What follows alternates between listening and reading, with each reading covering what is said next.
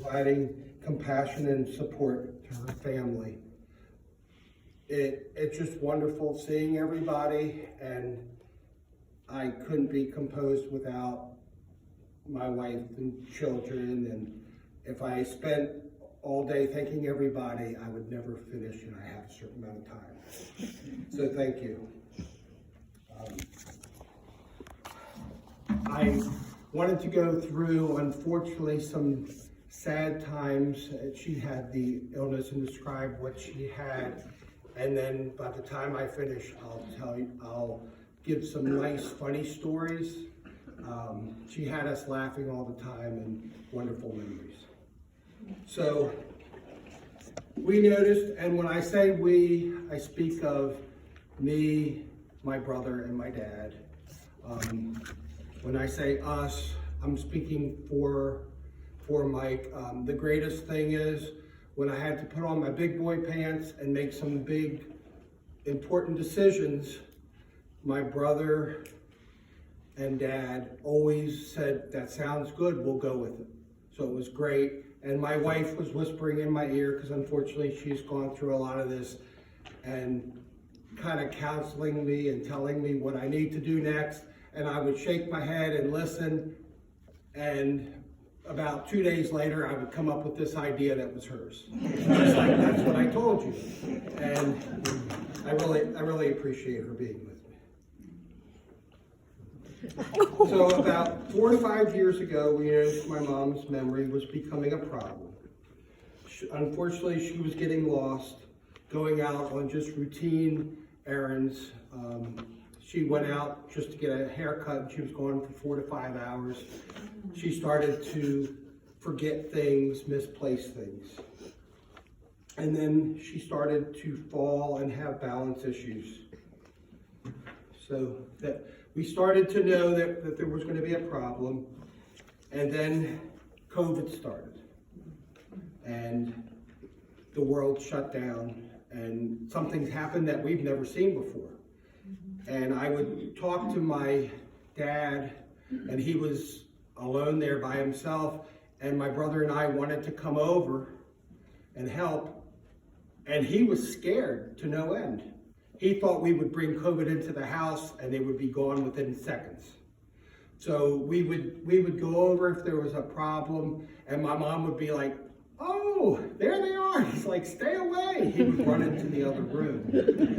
And I was spraying things, and my mother, she didn't care. If that was going to be the end of her hugging us, that's okay.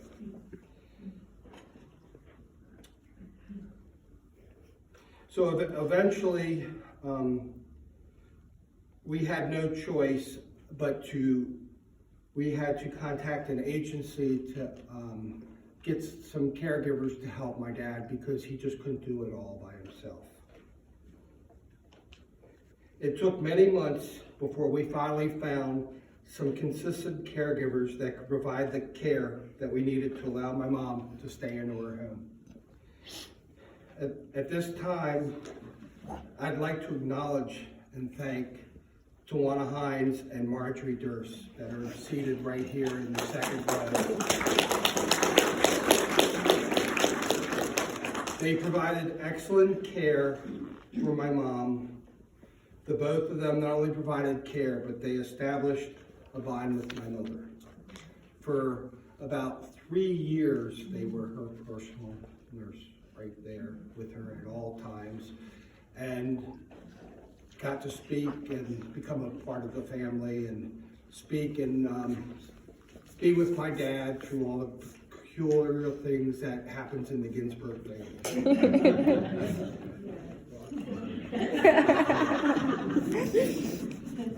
My mom had dementia, and our family would have to go through a bizarre and unfair grieving process. Unfortunately, I experienced this disease previously with my mother-in-law, and I knew that this would be the cause of my mom's death. My goal was to be there for my mom as much as possible and getting her the care she needed. I prayed that we could keep her comfortable and that her memory would allow her to remember me. It was very important that she remembered us till the day she parted this earth. As much as she forgot, she always knew us, and that was so special to us. We had planned to get together, our family. The way our family works, we do some things, and then if there's a problem, everybody pulls together. So Rhonda and I had planned for a few weeks. We were visiting here and there, but my dad's birthday was the day after Thanksgiving. And he told everyone in the world he turned 87, which is wonderful, on November 25th. So Rhonda and I visited along with my bright light. Sorry, girls and Kevin, but I love that grandchild. So he came, which my dad calls him the little bandit, and he came and brought a lot of life to the house. So Rhonda and I were there, and he was there, and the nurse my mom was starting to be in bad shape. She was starting to have, she was very delusional, and things were just spiraling downwards. So my brother, out of nowhere, he just came and he said, the hospice nurse is going to be there. I want to see what's going on. So he came, and I told her to be frank with us, and she looked me in the eyes and said, your mom's, this is it. Your mom's has a couple days to go. And I said, that's fine. We can handle it. I see her body's given way, her mind's given way.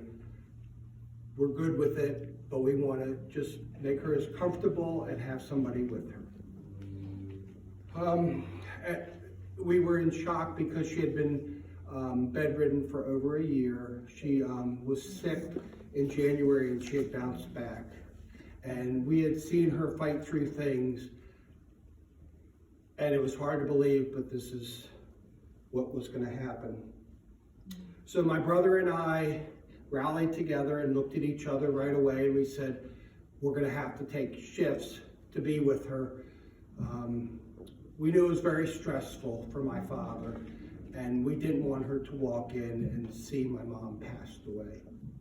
So my brother drew the first shift, and we thought it would be a few days, and he was there with his girlfriend Sabina, and Rhonda and I had left about 7:30 or so, and a couple hours later, my brother called me with the call that we had been dreading.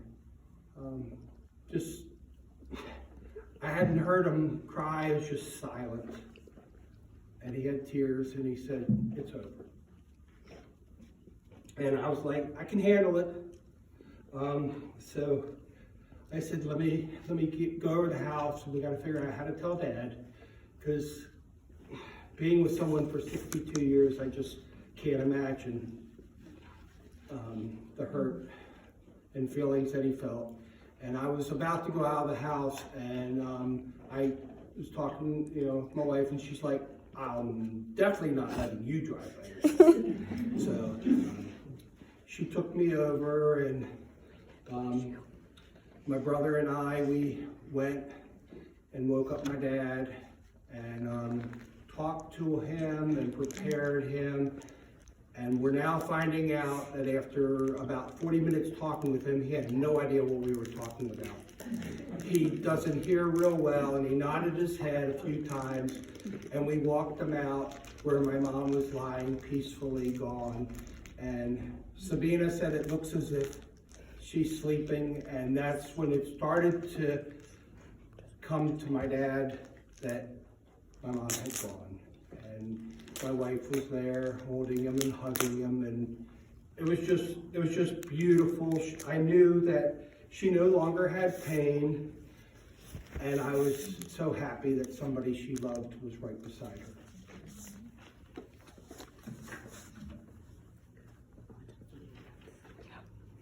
And now I just wanted to do a little background on my mom. So she was a very unique person to understand how she started and why family and bonding was so important to her. So she was born a twin, and her buddy's sitting here right in the front row. And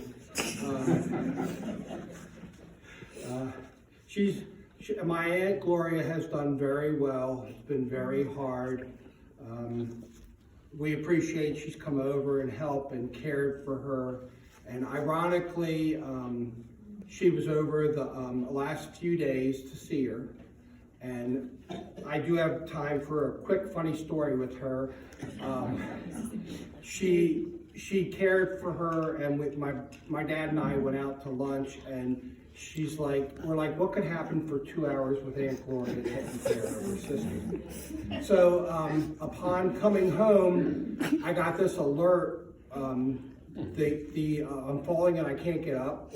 The company called me, and I answered and I said hello. And at the same time when they called me, they called my wife, they called my niece, they called like 6 people called. And I was like, what's the emergency? And they said, her sister called and said that she needs to be repositioned in her bed. And I was like, uh-huh. So I called Aunt Gloria and I said, why did you not call me? She said, I didn't want to cause a ruckus. So I said, well, when you push the button, the fire department comes out. They don't just drop by to say hello. So we took care of that. So let me get back to her. So her twin sister, they discussed everything. She would call, what are you having for breakfast? I'm having an egg. I know. What kind is it? Is it hard boiled? Is it scrambled? How long did it take you to cook? Did Rich have something? Did David have something? What else is going on? They discussed every detail in life. My mom was the daughter of immigrant parents. She lived with her grandfather who didn't know English, and they conversed in Yiddish. And that was a pretty important tidbit, that my mom was able to speak Yiddish and be with her Jewish roots. In school, she struggled and had a hard time when she had homework and different issues. She couldn't go to her parents for help. She had to go to relatives and different people because they spoke English, but it wasn't the best. It was broken English. Her parents were able to escape the Holocaust and find safety in the United States.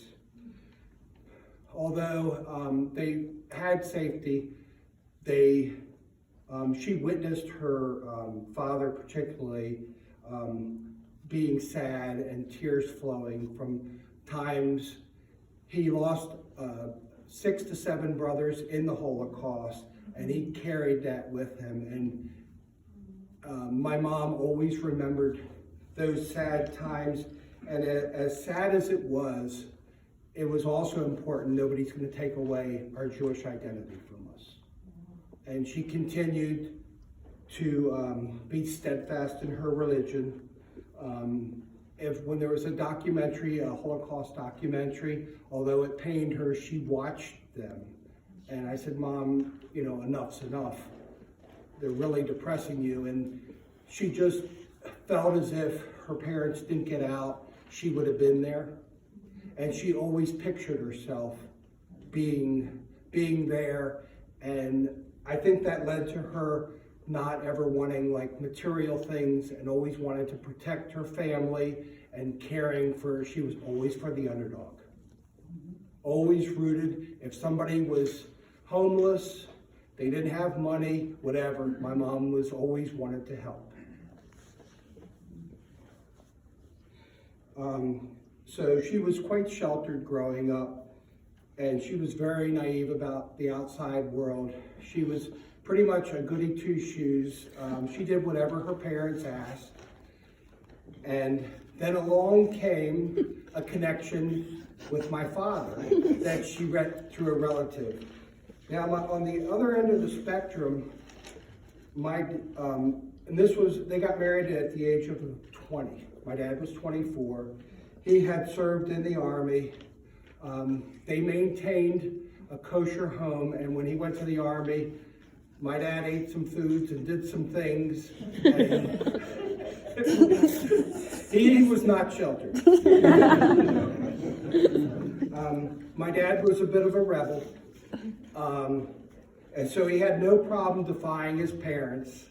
So he was the other half, and he told my mom how the world is, and he showed her how life is. So it was a very good compromise, a sweet, innocent person, along with my dad, who shared the Jewish identity in the background.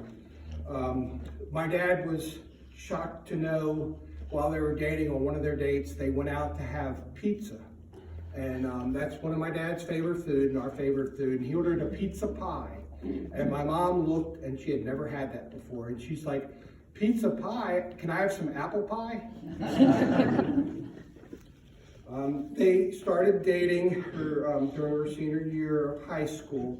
And my dad would call her and to go out on a date. And she said, "I can't. I'll be in the whole weekend to do my work." And my dad came over, and my mom thought he was somewhat of a genius. And within a couple hours, he helped her do her homework so they could go out.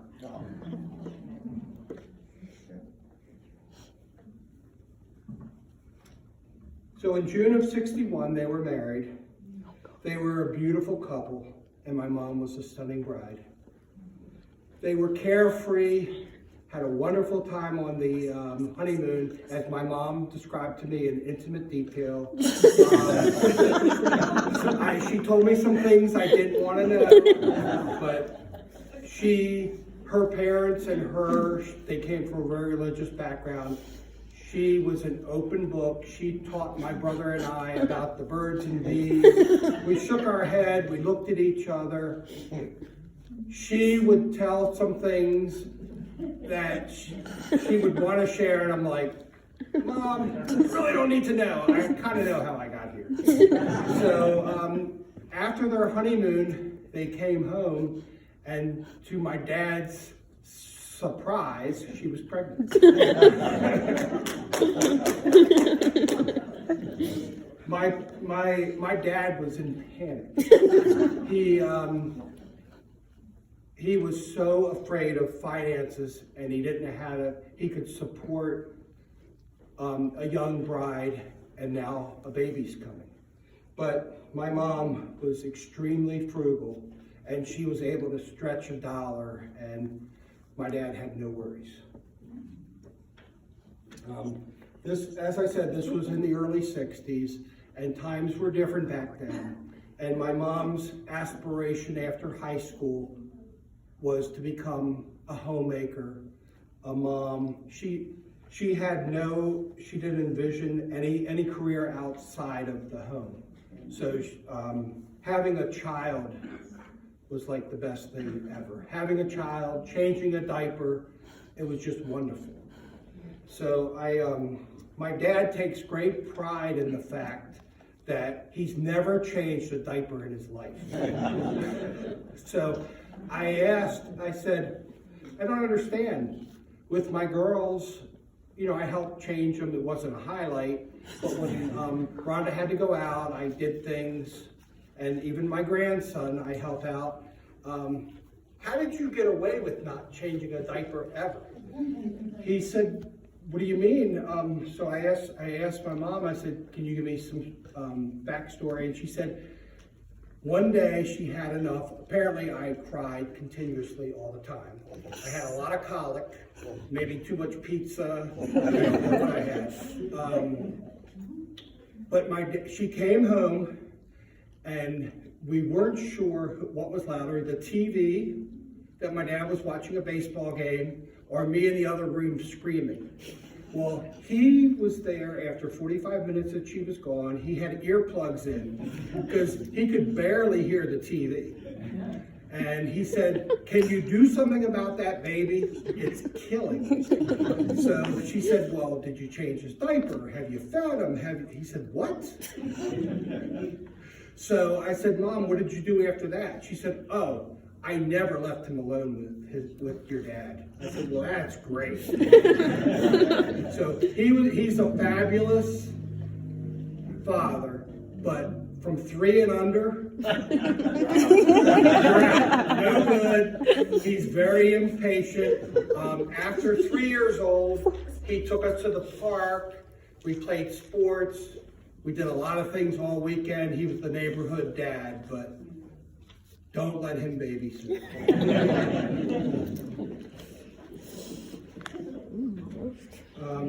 So my parents together, I know this is about my mom, but when two people have been together for 62 years, it's hard to separate. My mom was just so calm. And I think about her, she never got frustrated about things. She had all the time in the world. And my father did have time when his sports aren't on. He would run to the game and do what he needed. And their goal was to make my life easier. And I had, they put all their eggs in the basket with me, and I was the first grandchild, so they did not go to college, and I went to college, and they paid for my tuition, and they just provided me a lot of support to help my career, and I'm just indebted to them forever. They did everything they could for me. My mom, growing up with 2 boys, and my dad, basically 3 boys, she just rolled with the punches. She didn't know sometimes, but she had the honor of attending every major sports Hall of Fame. I mean, what a lucky lady. She was at the baseball, basketball, hockey, and football Hall of Fames. She went through, had no idea what she was looking at, but she went along. When we went on vacations, at the end of every vacation, as we were leaving, my mom, a tear of happiness she would always shed some tears, and it was just her time. Family time was over for the time, and she just was so sad. Sad but happy. In school, she attended every PTA meeting, all the parent conferences. She did all of that. If she could, she would be in school with me. I was the smart one. My brother, I don't know. She did a lot of homework for Michael. I know he was in class one day, I understand, and through the intercom, it came on, and it said, Mr. Mariani, the teacher, Harriet Ginsburg's on the, would like to speak with you. They were on a one-to-one basis, and as you would be in class, you slip in your chair as your mom calls. And my mom talked to the teacher and said, he was doing a report on the Mohicans. And my mom said, I learned a lot about the Mohicans. And the teacher said, I hope Mike did too. I remember that. She was huge into cutting coupons, was another one of her things. And if she saw someone or you talked to her, you were afraid to say where you're going, what you're going to buy, what you're going to do. Because if you were out of toilet paper, she had the coupons ready to go. In the mall, she would be handing them out. Anywhere she was, if she saw someone that needed help, she had the coupon, she was ready to go. Ironically, another interesting story was when they were in Italy, my mom she felt very bad for a young person with children, because she remembers how hard it is to struggle. And they were in a market in Italy, and my mom and dad were there together, and she was begging for money, and my mom, out of the goodness of her heart, she's like, give her a few dollars. And my dad reached into his pocket And immediately his wallet was empty. And he grabbed a hold of the lady and realized that she bumped into him and she had pickpocketed him. And when they shook her, all his money fell out. And she really saved a lot. She saved them right then for being a good person. I guess it came around good for her. My parents were always there. If you needed anything financially, although it came with a price, my mom had her needs and wants. And he lectured us many times. Mike has a few lectures. You have needs and you have wants. If you want something, but you don't really need it, don't get it. So if you asked her for something, she would give you, but you would have a whole story. I think Mike purchased cookies and a belt one day, and she said, with buying all those things, you're never going to retire.